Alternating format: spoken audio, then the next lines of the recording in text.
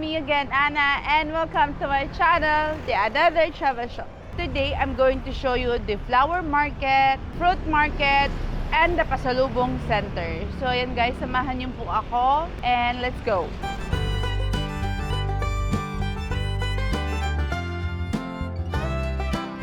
We are here in the flower market, kung saan dito yung mga iba't ibang klaseng bulaklak.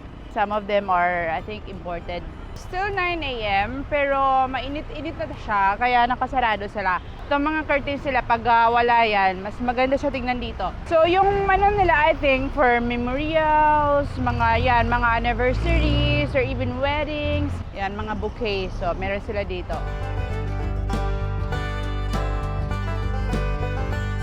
Magkano yung pinakamura niyong bouquet? Pagka ganitong arrangement po, 500 eh. Ah, mas mura siya, no? Sa ano? Pero yung mga ganun, magkano yan? 800 po siya with the stargazer. Oh, grabe, sobrang ganda, oh. Gano'n siya katagal malanta? 1 week po. 1 week. So, pwede siyang i-take, like, for example, bibiyahe ako pa Manila, pwede siya i-take. Apo. Hindi siya nasisira. Hindi naman po siya basta-basta. Grabe. So, ano yung ginagawa nyo, darling? Mga flower arrangement na ginagawa nyo? Kahit sa mga memorial, ganun. Funerals, wedding. Wow, ito yung pang wedding. Ito ba yun? Ay, hindi. Funeral po. Funeral pala to. So, ito yung mga bouquet, mga flowers, mga ganon, birthday. So, guganda, oh. So, ito talaga, hindi talaga siya blue, no? Kino-color. Ah, sprayed. Kaya ganon ang color. Even that one. Natural color niya po. Ah, natural color ito, mga roses na yan. Mga roses. Ang blue lang ang hindi. Naloloko ako sa Shopee, eh. Kasi meron daw silang binibenta ang mga seeds ng rose na gano'n yung color. But yung pala yun. Now I know. Puti na lang, napunta ako dito. So, ano nangyayari pag hindi nabenta? Tatapon. Ouch! Ito yung bata pa na sunflower. So, hindi pa siya nakakain yung seeds, I think. Yeah. Hindi pa makakain yung seeds kasi bata pa siya. So, ayan. Kuya, pang flower girl ba ito? Flower girl?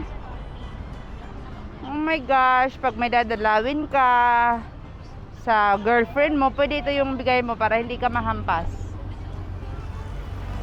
Magkano ganito ate na laki? 6,000 po. 6,000. Mas mahaba pa ba yan o ganito talaga siya? Stand po yan. May stand pa to. Pati yung stand may lagay din na ganon. Sobrang ganda naman. Matutuwa yung regaluhan dito. Grabe, sobrang ganda dito guys. Who doesn't like flowers? I really love flowers. Pero lang nagbibigay sa akin eh.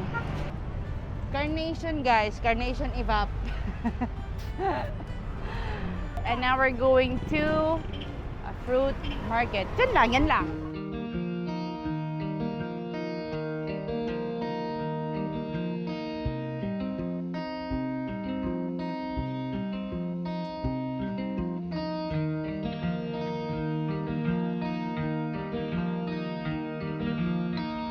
Magkano yung yung mais?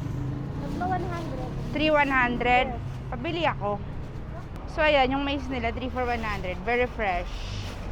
Freshly picked. Fresh na fresh. Sarap yan, bulalo. Kaya gusto mo ng cheese, corn cheese, or Masarap to eh. inihaw, o kaya steam lang. Oo, basta corn. Tsaka it's healthier than a rice. Thank you. 250 ang kilo. So, ibig sabihin nito, mahal ang mangga ngayon dahil paubos na ang mangga. Pero sobrang ganda naman. Itong hinog din ba, 250? Opo. Grabe naman.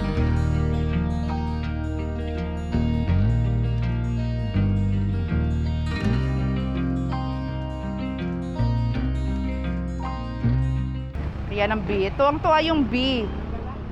Ayan, langka o kaya jackfruit.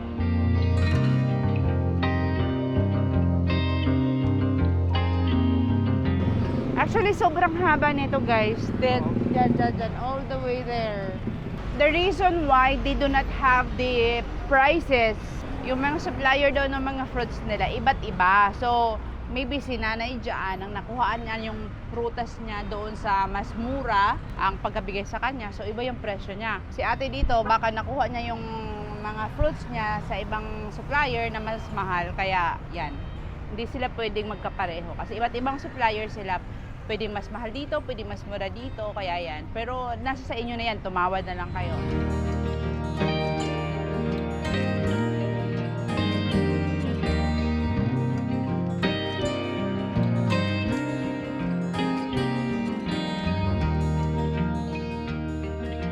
Nandito lang yung mga pasalubong center, iba't ibang klaseng shops meron dito.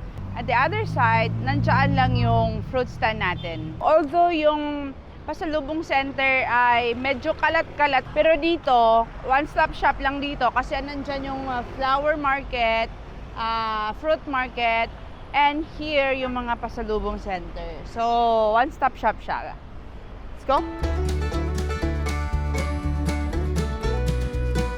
Yung pinakasikat nila dito actually is the buko pie, buko tart, ayan. So, yung mga pies.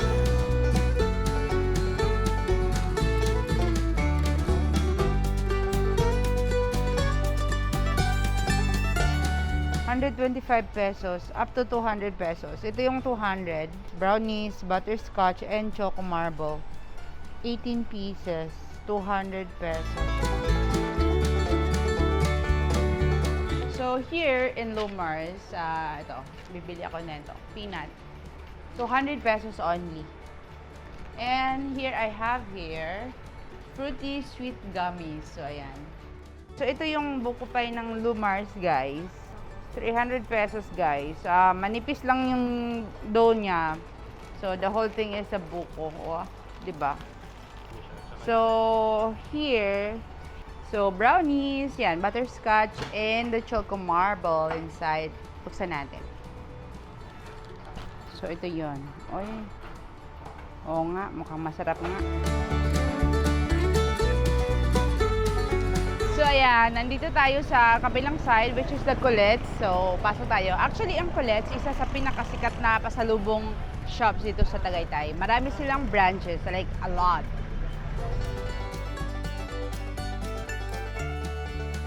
So, iba yung Colette's pala, no? Parang naka-counter siya.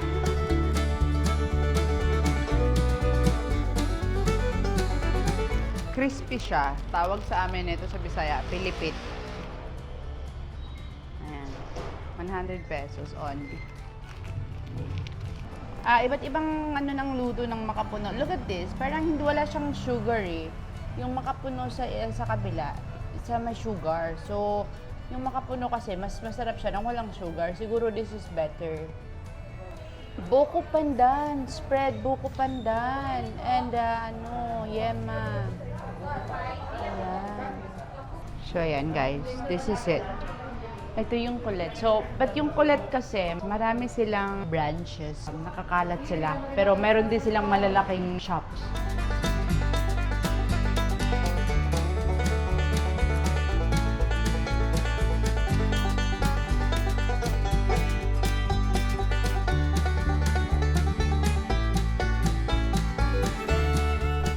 So, ayan. Yan, di ba? Sobrang ganda ng shelf nila.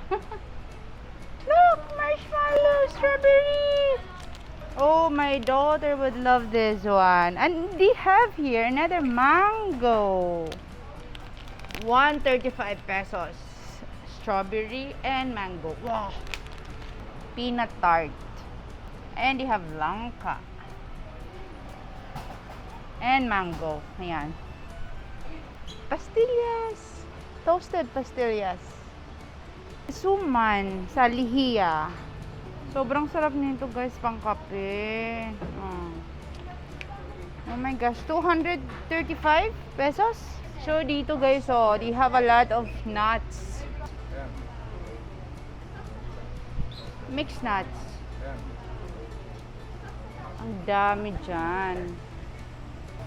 They even have this ready to eat. You just have to heat it up. Bupis, ayan, kare-kare, kalderita, bulalo, dinuguan, lechon. They have a lot. Wow, these are all ready to eat. You just have to heat it up.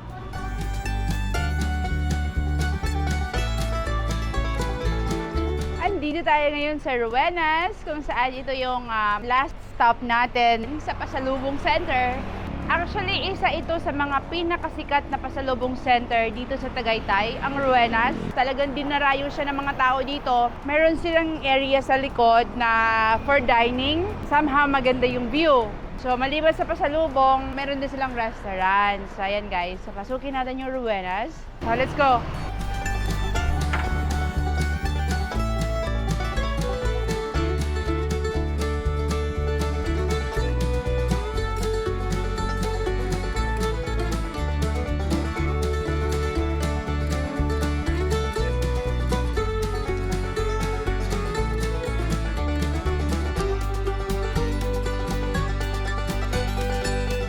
Dami-dami nilang mga pies.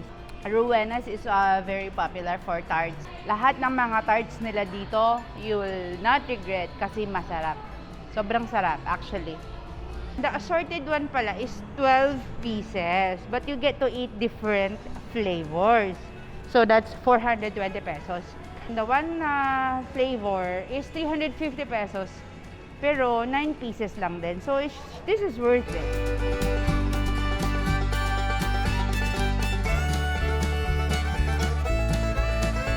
Ito yung nabili natin dito sa Ruenas sa pasalubong shop. Ayan. So, we got here the buko pie, the egg tart, and assorted tarts, which is 200. So, ang binayaran ko is 1,130 pesos. So, not bad for pasalubong. Pag napunta kayo dito sa Tagaytay, isa sa mga sinasuggest ko sa inyo na puntahan ay itong Ruenas. Or you can also go to Cecilia's. They have amazing products. And the Ruenas has a very yummy pies and tarts. For the fruits and the flowers, they have different kinds of beautiful flowers there. Kayo nang bahala mag-haggle or yun, tawad. So that's it for today here in Pasalubong Center / fruit market / flower market. I hope you guys enjoyed this video, and please don't forget to support my channel by clicking like, subscribe, and hit the notification bell for you to be updated for more upcoming videos. See you again on another travel show. Bye-bye!